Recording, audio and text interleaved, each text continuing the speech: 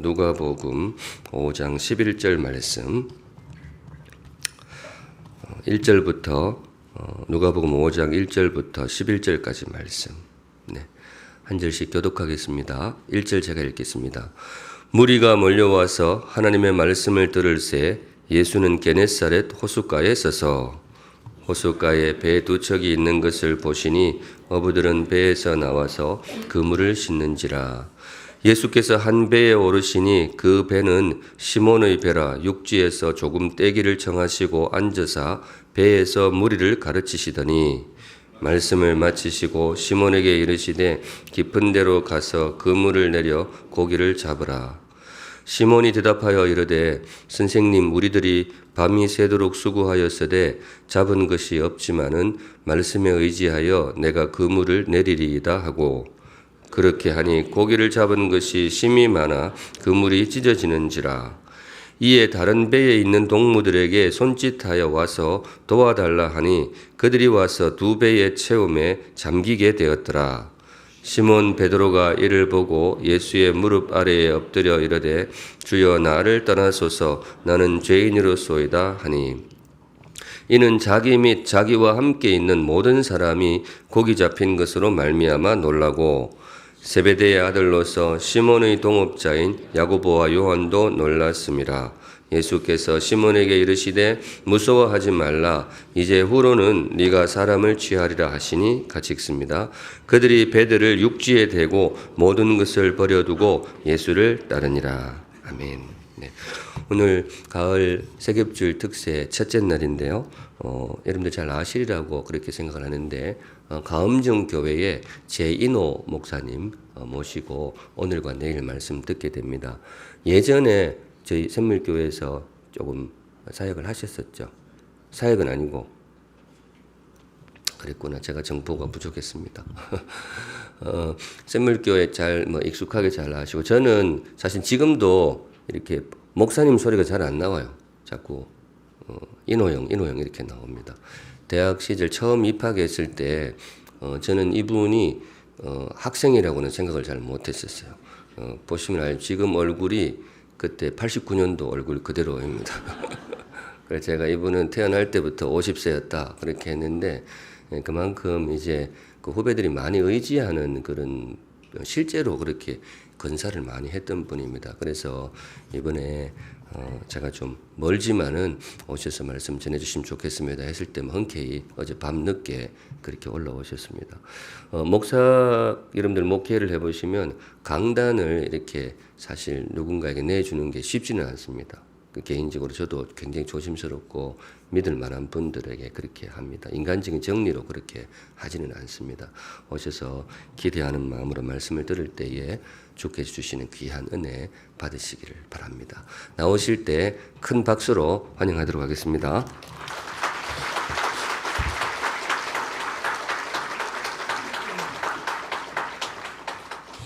할렐루야. 만나서 대단히 반갑습니다. 사랑하는 친구요, 또 너무 귀하게 여기는 우리 동생 최경락 목사님이 목회하시는 교회에서 말씀을 전하게 되어서 큰 기쁨과 또 영광으로 알고 있습니다. 오늘 이 본문 말씀에서 앞부분에는 굉장히 고단한 인생을 살아가는 한 사람을 만나게 됩니다. 시몬이라는 사람입니다. 베드로의 옛날 이름이죠. 근데 이 시몬이라는 사람이 예수님을 만나게 되는 사건을 기록해 주면서 이 기록의 첫 번째 부분에서는 굉장히 피곤하고 고단한 그런 모습으로 우리에게 등장을 하고 있습니다. 원래 이 갈릴리 지역이라는 것 자체가 굉장히 힘든 지역이었습니다. 이스라엘은 땅이 척박한 곳인데, 그런 중에도 곡창지대라고 할 만한 아주 비옥한 토지가 몇 군데 있는데 그 중에 한 곳이 갈릴리 호수 주변입니다. 근데 예로부터 땅이 좋다라는 것은 힘 있는 자들에게 빼앗길 가능성이 굉장히 높은 그런 곳이었지 않았겠습니까? 이 갈릴리 지역도 조상으로부터 물려받았던 땅을 이제 힘 있는 사람들에게 빼앗긴 그런 한설인 땅이었는데다가, 베드로가 갈릴리 호수에서 물고기를 잡아서 먹고 사는 사람이었는데 그날따라 유난히 아무리 노력을 많이 하고 아무리 그물을 많이 내려도 단 한 마리의 물고기도 잡지 못한 그런 모습으로 오늘 본문에 등장하고 있습니다. 예수님을 만나기 직전에 시몬의 모습이 그러했다라는 것은 굉장히 우리에게 상징적인 의미를 준다고 생각을 합니다. 예수님을 만나기 전에 우리의 인생이 과연 어떠하냐? 오늘 이 시대를 살아가는 우리의 삶의 모습이 어떠하냐라는 것에 대해서 아주 상징적인 모습을 보여줍니다.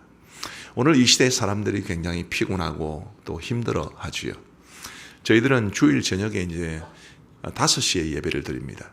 5시에 예배를 드리면서도 출근하고 저녁 예배라고 하는 그 예배를 드리는데 어제 저희 교회 아주 젊은 부목사님 한 분이 설교를 하시면서 제일 처음에 이렇게 시작을 하셨어요.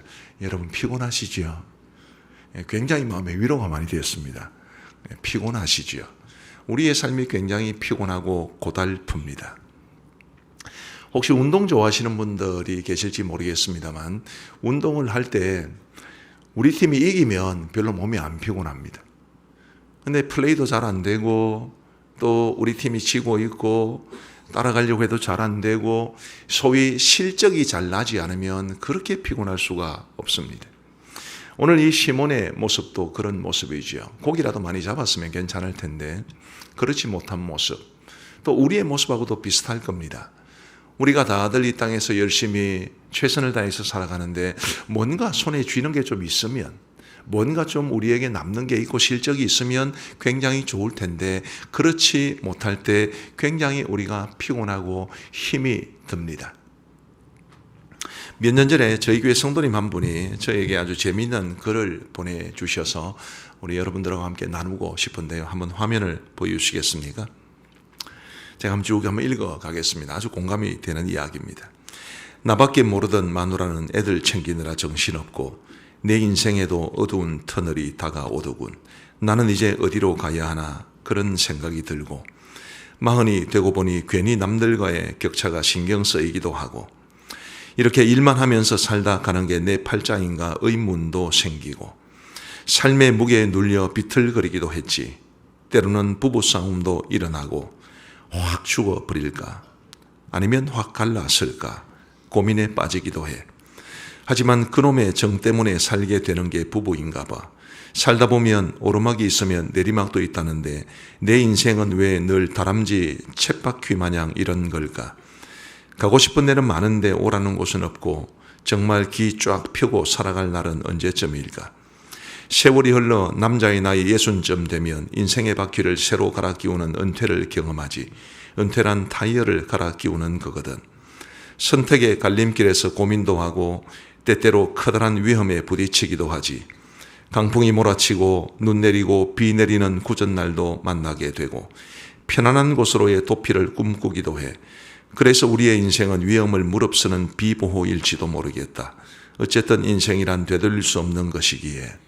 아주 기발한, 제가 이 글을 처음 보고 참 기발하다 그런 생각이 들면서도 또 마냥 남 이야기 같지만은 않은 요즘 젊은이들 하는 말로 우픈 이야기 같습니다. 웃기면서도 서글픈 이야기. 우리 대부분의 사람들이 다 이런 모습으로 살아가고 있을 겁니다. 그런데 감사하게도 오늘 본문은 이 시몬이 그처럼 고달픈 모습으로 등장하지만 이 기록의 마지막 부분에서는 너무나 풍성한 모습으로 소개되고 있습니다.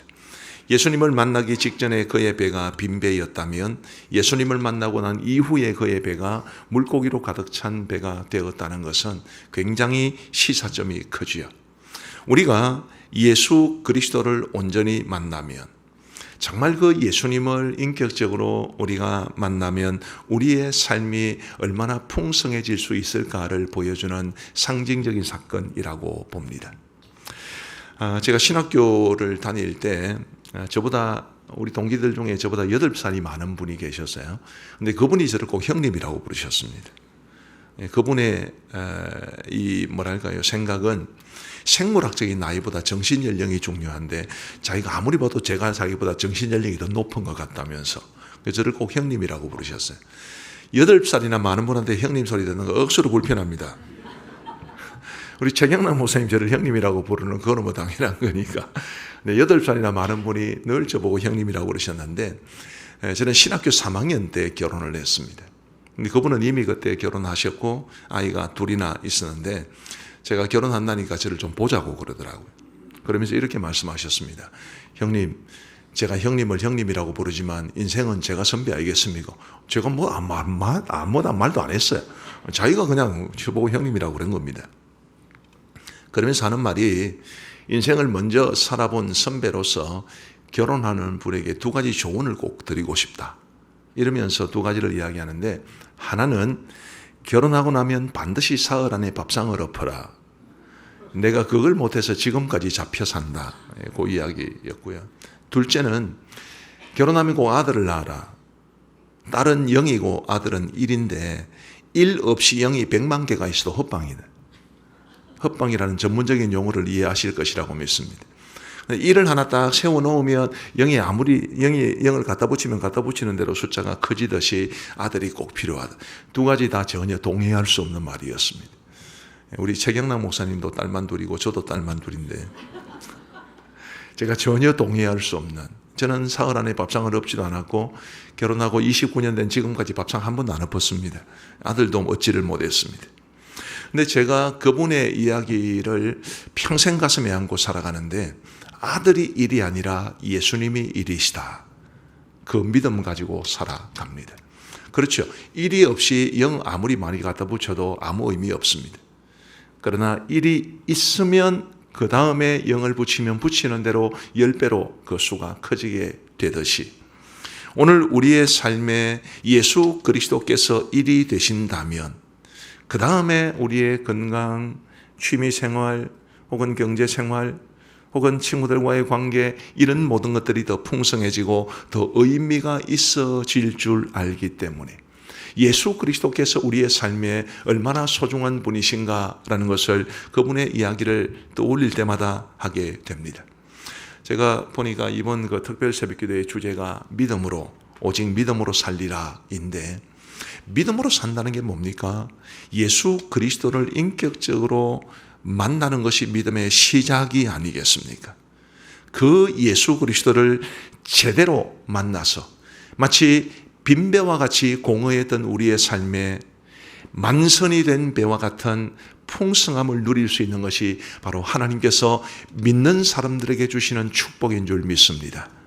우리 샘물교회 모든 성도님들, 특별히 오늘 이 새벽기도에 참여하신 모든 성도님들은 바로 이 예수 그리스도로 인한 삶의 변화, 그분을 인격적으로 만나고 그분을 내 삶의 일로 세우고, 그리고 그분과의 관계 속에서 살아감으로써 우리 주님이 주시는 이런 풍성함을 누릴 수 있게 되기를 주님의 이름으로 축복합니다.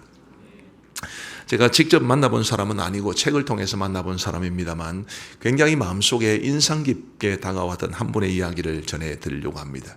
미국에 샤론 봄갈스라는 여인이 있었습니다. 아마 이분의 이름을 한 분도 들어보지 못했을 겁니다. 저도 이분을 그 책을 통해서 처음 이야기를 들었습니다. 지극히 평범한 여인이었지만 예수님을 아주 잘 믿는 사람이었는데, 이분이 46이라는 젊은 나이로 자궁암에 걸려 세상을 떠났습니다.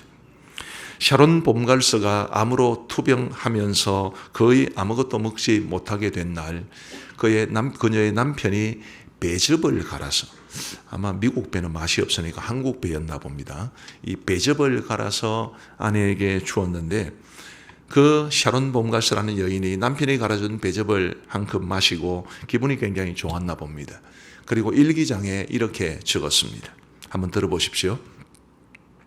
오늘 아침 남편이 배즙에다 얼음을 섞어 반 정도 가져다 주었다. 간신히 즙을 빨았다. 무척 기분이 좋았다. 배 조각들이 천천히 목구멍을 타고 내려가는 것을 느낄 수 있었다. 이보다 더 좋을 수 없는 아침이었다. 하나님은 굉장히 좋으신 분이야. 죄로 병든 이 세상에 이런 달콤한 즐거움을 우리에게 주시다니. 나는 하나님이 주신 선물을 사랑한다. 그분의 복숭아, 배, 포도, 딸기, 사과, 내가 얼마나 사랑하는지. 촉촉하게 젖어드는 달콤한 즙으로 입안 가득 채우는 그분의 창조물들을 내가 얼마나 사랑하는지. 하나님, 당신은 정말 소름 끼치도록 놀라운 하나님이십니다. 저는 이 마지막 표현을 읽을 때 그야말로 전율이 느껴지는 것 같았습니다. 40대 중반의 젊은 나이에 자궁암으로 죽어가면서 아무것도 먹지 못하게 된 한 여인. 배즙을 가져다 주었는데도 그 배즙마저도 간신히 빨아 넘길 정도로 쇠약해진 한 여인의 입에서 하나님을 소름 끼치도록 좋으신 분이시라고 고백할 수 있게 하는 이런 힘이 어디서 나오는가라는 것이 굉장히 저에게는 큰 감동으로 다가왔습니다. 우리 사랑하는 성도 여러분, 예수님을 믿으면 우리가 형통한 삶을 살 수 있다, 풍요로운 삶을 살 수 있다, 행복한 삶을 살아갈 수 있다. 종종 이렇게 말을 하지만 그것이 곧 만사형통이 아니라는 것은 잘 알고 계실 겁니다. 우리 예수님을 믿는 사람에게도 고난도 찾아오고 역경도 찾아옵니다. 중요한 것은 그런 고난과 역경이 찾아올 때 하나님을 믿는 믿음으로, 예수님을 믿는 믿음으로 이겨낼 수 있다는 점일 겁니다. 저희 교회에도 이렇게 감동적인 고백을 하신 분이 계셔서 소개를 드리고 싶은데요. 한 번은 저희 교회 권사님 한 분이 저희 집사람에게 교회 로비에서 사모님 잠시 드릴 말씀이 있는데요, 그러셨어요. 여러분, 목사든 사모든 심각하게 드릴 말씀이 있는데요, 그런 이야기 들으면 굉장히 긴장합니다. 저희 집사람도 굉장히 긴장을 했습니다. 아니나 다를까 권사님이 하시는 말씀이 사모님 저 암 걸렸대요. 그런 이야기를 툭 던지시는 겁니다. 그때 그분이 60대 초반이셨어요. 권사님 한 분이 암에 걸렸다는 이야기를 직접 들으니까 저희 집사람이 얼마나 마음이 큰 부담이 되었겠습니까마는, 근데 감사하게도 암에 걸렸답니다 라는 이야기를 하시는 권사님의 얼굴이 굉장히 밝아 보였다고 합니다. 그래서 흥미도 느끼고 또 안심도 되고 해서 이제 편안한 마음으로 권사님의 말씀을 듣는데, 권사님의 이야기가 이런 이야기였습니다. 의사로부터 암에 걸렸다라는 이야기를 듣는 순간 걱정도 되고 고민도 되고 불안하기도 했지만 한편으로 이런 생각이 들더라고 그랬습니다. 아, 하나님께서 이제야 나에게도 고난 같은 고난을 주시는구나. 하나님께서 이 고난을 통해 나에게 어떤 은혜를 주실 것인지 기대가 된다. 그런 마음을 하나님이 주셨다고 그럽니다. 이분이 굉장히 뭐랄까요, 곱게 자라신 분이세요. 남편이 한양대학교를 나오시고 창원에 있는 굉장히 큰 회사 중에 두산중공업이라는 회사가 있습니다. 그곳에서 고위직까지 일을 하시다가 퇴직하신 저희 교회에서 시무장로님으로 섬기시던 분이셨고요. 권사님도 이화여대를 나오신 분이세요. 아들 둘이 있는데 둘 다 서울대를 나왔습니다. 사회적으로 보면 굉장히 좋은 조건들을 많이 갖추신 분이십니다. 그렇게 호강했던 분이 그냥 철모르게 이제 고난 같은 고난이 나에게도 찾아오니까 늘 설교를 들었던 대로 고난을 겪은 사람들이 하나님의 은혜를 많이 경험했다는데 하나님께서 나에게도 은혜를 주시는가 보다, 이런 철딱선이 없는 말을 한 게 아닙니다. 그분의 남편 되시는 장로님도 그보다 2년 전에 암에 걸려서 서울 공릉에 있는 원자력 병원을 수시로 왔다 갔다 하면서 항암을 받으신 분이셨고, 그 모습을 지켜보면서 또 때로는 함께 동행하시면서 옆에서 간호하시면서 이 암을 이겨내는 것이 얼마나 어렵다는 것을 아시는 분이세요. 그럼에도 불구하고 자신에게 주어진 그 암이라는 질병을 우리 하나님께서 어떻게 사용하셔서 자신에게 은혜를 주실 것인가 라는 그런 믿음의 마음으로 바라보니 그 암에 걸렸다는 소식이 마냥 걱정스럽게만 하지는 않은, 마냥 두려움과 불안만을 가져다 주지 않는, 오히려 하나님께서 이 암을 통해서, 이 고난을 통해서 나에게 어떤 은혜를 주실 것인지 기대감을 갖게 하는, 이게 얼마나 놀라운 일인지 알 수 없습니다.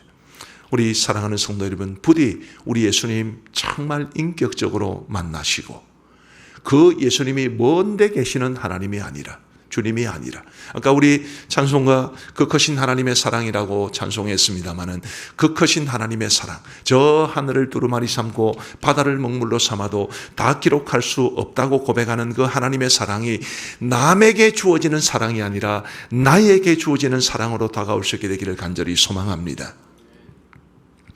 베드로는 우리 예수님을 그렇게 해서 만났습니다. 베드로가 예수님께서 깊은 데로 가서 그물을 내려 고기를 잡으라, 그 말씀에 순종했더니 많은 물고기를 잡았습니다. 물고기가 몇 마리나 되는지 혹시 아십니까? 이렇게 물으면 많은 분들이 153마리 이렇게 이야기. 153마리는 요한복음에 나옵니다.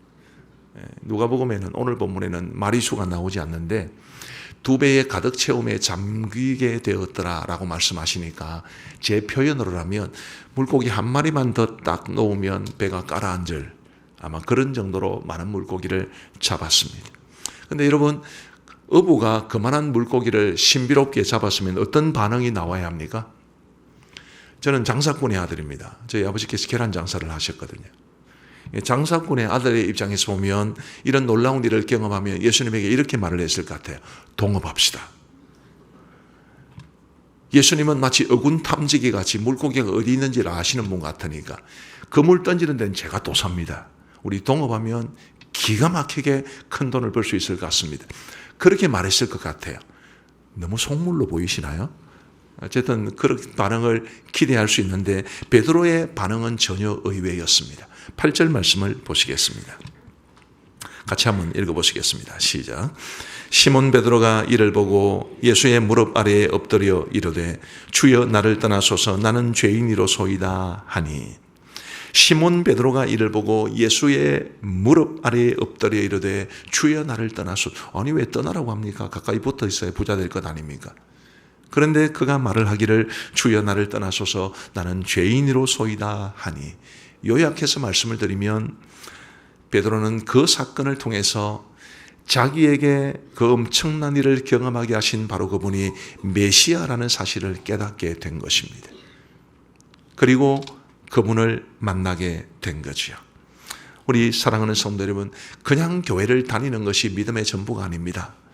교회를 잘 다니고 봉사도 하시고 사람도 좋으시고 그러시면 직분도 받고 그러시겠죠. 그런데 그런 직분을 받는 것이 예수님을 믿는 전부가 아닙니다. 정말 예수님을 인격적으로 만나는 것은 그분이 내 삶 속에 온전히 찾아오셔서 나의 삶의 주인 되시는 것이고, 그리고 내가 그분 앞에 가치 없는 인생이라는 것을 아는 것이고, 나의 평생을 그분에게 의탁할 수 있다는 믿음으로 그분을 따라가는 것이, 그게 바로 성경이 말하는 참된 믿음인데, 오늘 저와 여러분들의 삶 속에 이런 믿음이 있어서 주 예수 그리스도로 말미암는 풍성한 삶을 우리 모두가 살아갈 수 있게 되기를 주님의 이름으로 축복합니다. 많은 그리스도인들이 예수님을 믿는다고 똑같이 말을 하지만 다 베드로처럼 풍성한 삶을 경험하지는 않습니다. 오늘 본문에도 보면 우리 예수님의 이런 능력을 경험한 베드로 말고도 여러 많은 사람들이 있었습니다. 당장 예수님의 말씀을 듣는 수많은 사람들도 그곳에 있었습니다. 그러나 그들이 다 시몬처럼 이런 놀라운 변화를 경험한 것도 아니고 예수님에게 이런 고백을 한 것도 아닙니다. 베드로가 예수님의 능력을 체험한 것이고, 베드로가 예수님 앞에서 자신의 죄인됨을 고백하며 예수님이 메시아시라는 것을 고백했습니다. 왜 같은 예수님을 보았고 같은 예수님의 말씀을 들었는데도 이런 차이가 나는 것이겠습니까? 왜 샘물교회도 수많은 성도들이 계실 텐데 어떤 분들은 정말 믿음으로, 오늘 본문에 나오는 베드로 못지않은, 제가 이 설교를 통해서 소개했던 샤론 봄갈스나 저희 교회 권사님 못지않은 정말 풍성한 삶을 살아가는 분들도 계시겠지만, 또 한편으로 어떤 분들은 믿음을 가지고 있다고 말하면서도 풍성한 삶과는 거리가 먼 삶을 살아가는 사람이 한두 사람은 아니겠습니까? 무엇이 이런 차이를 만드는 것입니까? 왜 어떤 분들은 정말 우리 하나님께서 주시는 은혜를 풍성히 경험하지만 왜 어떤 사람은 그러지 못할까? 오늘 본문을 보면 그 중요한 이유 중에 하나가 바로 말씀에 대한 자세라는 것을 가르쳐 줍니다. 우리 예수님께서 이제 허탕을 치고 이 수도권에서 설교하면 경상도 말 쓰는 사람 굉장히 좀 긴장이 되는 것 같습니다. 허탕 친다는 것도 아시죠? 예.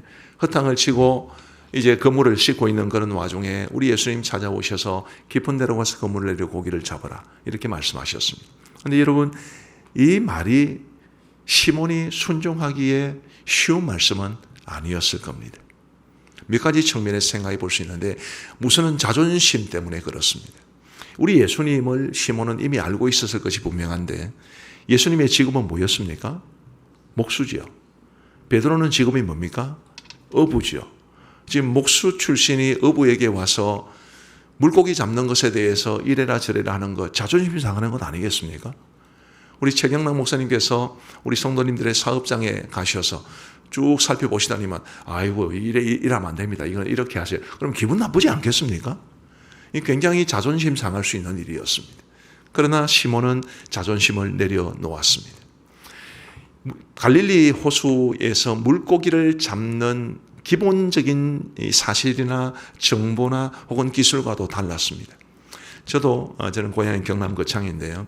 저희 고향에는 이제 그 읍 한가운데로 좀 큰 강이 흘러갑니다. 민물에서 제가 고기를 많이 잡아봤는데, 민물에서는 주로 고기를 잡는 시간이 이제 저녁 시간 혹은 밤 시간이고, 그때 얕은 곳에서 물고기를 잡습니다. 지금 한낮에 깊은 데로 가서 그물을 내려 고기를 잡으라라는 것은 이 갈릴리 호수에서 물고기를 잡는 기본적인 방식과 너무 다른 이야기입니다.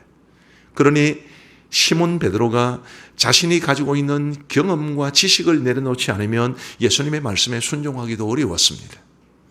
더군다나 이 지금 그물을 손질하는 중이었다고 말씀드리지 않았습니까?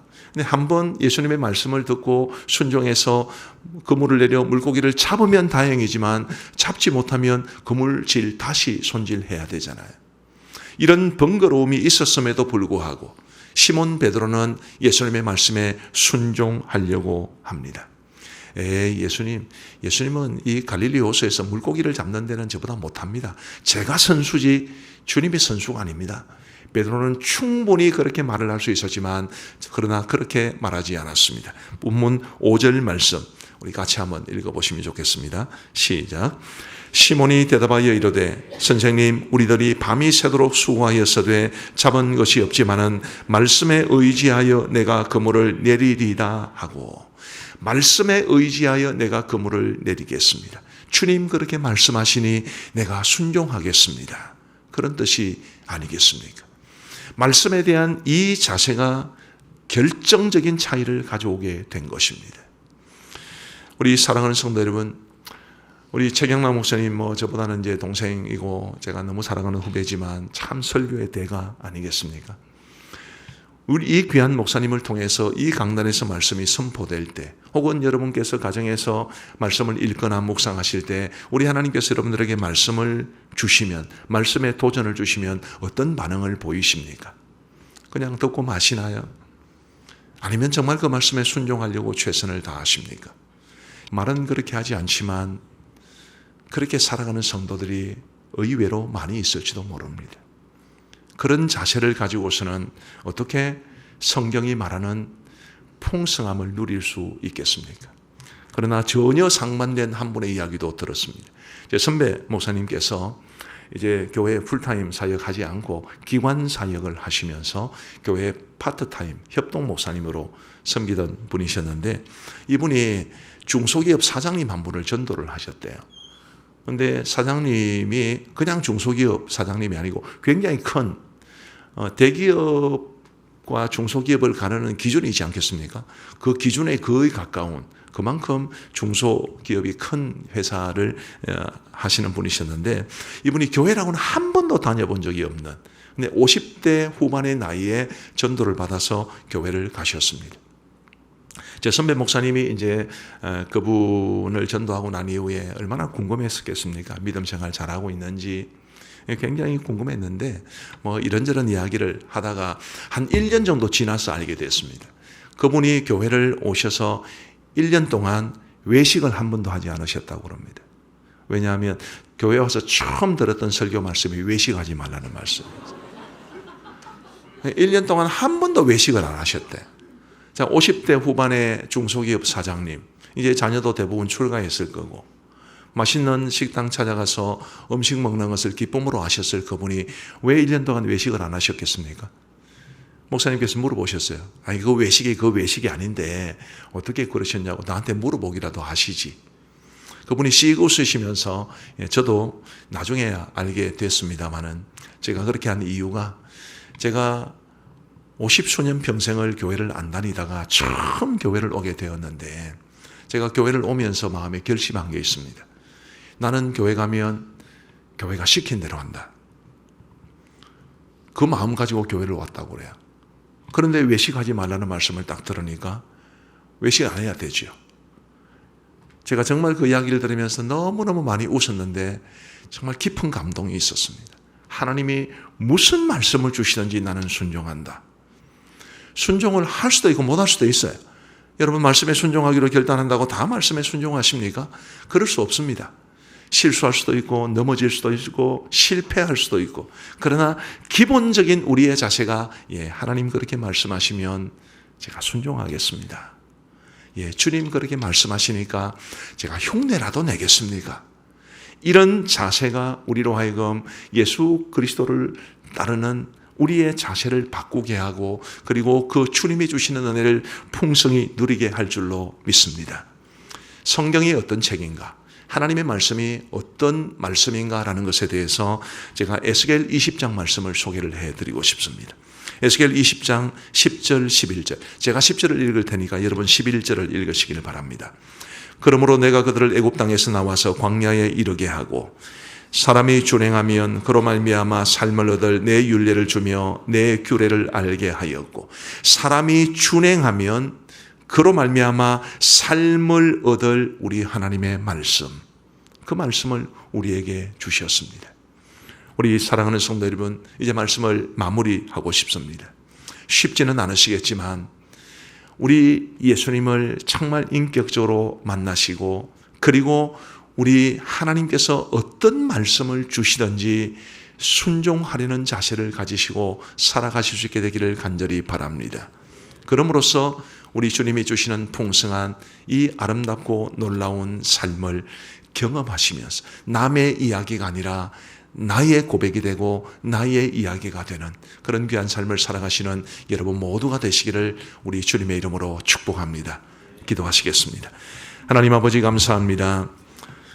이번에 우리 하나님께서 세우신 분당 샘물교회의 세겹줄 특별 새벽기도를 허락하시고 부정한 종을 보내셔서 말씀 전하게 하신 것을 진심으로 감사합니다.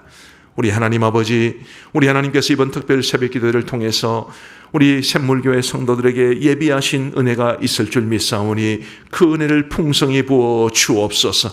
아버지 하나님, 이곳에 함께 하신 우리 귀한 성도님들이 정말 예수님을 인격적으로 만나게 하시고, 우리 주님 무엇을 말씀하시든지 그 말씀대로 순종하려는 자세를 가지고 살아감으로 하나님이 주시는 놀라운 풍성한 삶을 늘 경험하며 살아가게 하여 주옵소서. 계속되는 집회 가운데, 특별 새벽 기도 가운데 끊임없는 하나님의 은혜의 역사가 이어지기를 간절히 원하오며 우리 구주 예수 그리스도의 이름으로 기도하옵나이다. 아멘.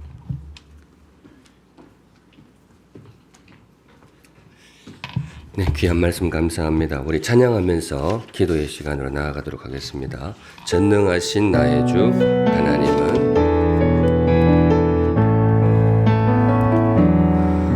전능하신 나의 주 하나님은 능치 못하신 일 전혀 없네. 우리의 모든 간구도 우리의 모든 생각도 우리의 모든 꿈과 모든 소망도 신실하신 나의 주 하나님은 우리의 모든 괴로움 바꿀 수 있네. 불가능한 일 행하시고 죽은 자를 일으키시니 그를 이긴 자 아무도 없네. 주의 말씀 의지하여 깊은 곳에 금을 던져 오늘 그가 놀라운 일을 이루시는 것 보라. 주의 말씀 의지하여 믿음으로 금을 던져 믿는 자에게 능치 못하오네. 나중에 기도하겠지만은 저는 오늘 말씀 들으면서 각 각자에게 주시는 말씀이 있겠지만 저는 그 외식 저도 어릴 때 그 외식을 그렇게 생각했던 것 같아요. 근데 그분이 그거를 이제 바깥에 식사하지 마라 그렇게 이해를 하고 식사를 안 할 때 그걸 바라보는 하나님의 마음이 어땠을까? 제 입장에서는 굉장히 좋으셨을 것 같아요. 예, 우리가 오늘 뭐 나중에 기도하겠지만은 오늘 주신 말씀에 저에게 주신 그건 그래요. 네가 정말로 지금보다 더 풍성하고 힘 있는 삶을 살고 싶으냐? 그러면 네 판단 내려놓고 말씀대로 한번 살아보아라. 네, 그 내용인 것 같아요. 여기 보시면 주의 말씀 순종하여 깊은 곳에 금을 던져. 뭐 설교에서 들으시지만 깊은 곳에 던진다는 건 엉뚱한 곳에 던진다는 거잖아요. 근데 우리들에게도 판단이 있고 지혜가 있지만은 주님 말씀에 의지하여 한번 살아보겠습니다. 네, 그런 다짐을 담아서 다시 한번 찬양하겠습니다.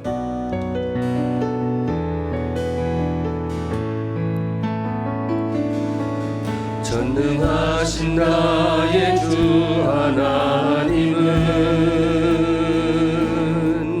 능치 못하실 일이 전혀 없네. 우리의 모든 간구도 우리의 모든 생각도 우리의 모든 꿈과 모든 소망도 신실하신 나의 주 하나님은 우리의 모든 괴로움 바꿀 수 있네. 불가능한 일 행하시고 죽은 자를 일으키시니 그를 이길 자 아무도 없네. 주의 말씀 의지하여 깊은 곳에 금을 던져 오늘 그가 놀라운 일을 이루시는 것 보라. 주의 말씀 의지하여 믿음으로 금을 던져 믿는 자에게 능치 못한 주의 말씀 의지하여 주의 말씀 의지하여 깊은 곳에 금을 던져 오늘 그가 놀라운 일을 이루시는 것 보라. 주의 말씀 의지하여 믿음으로 금을 던져 믿는 자에게 주의 말씀 의지하여 주의 말씀 의지하여 깊은 곳에 금을 던져 오늘 그가 놀라운 일을 이루시는 것 보라. 주의 말씀 의지하여 믿음으로 금을 던져 믿는 자에게 능치 못하오네. 네, 우리 한 목소리로 한번 기도하실 때요. 우리 성도님들 하나님 저도 말씀대로 한번 살아보겠습니다. 혹시 말씀 들으면서 내가 이 말씀대로 해야 되는데 그렇게 하지 못한 부담이 되는 말씀이 있으셨다면 이번 한 주간 결심하고 한번 지켜보시면 좋겠습니다. 주님 나도 말씀대로 살아보겠습니다. 베드로에게 함께하신 예수님 나와도 함께하여 주시옵소서. 다 같이 하나님 앞에 기도하시겠습니다. 거룩하신 하나님 아버지 사랑하는 주의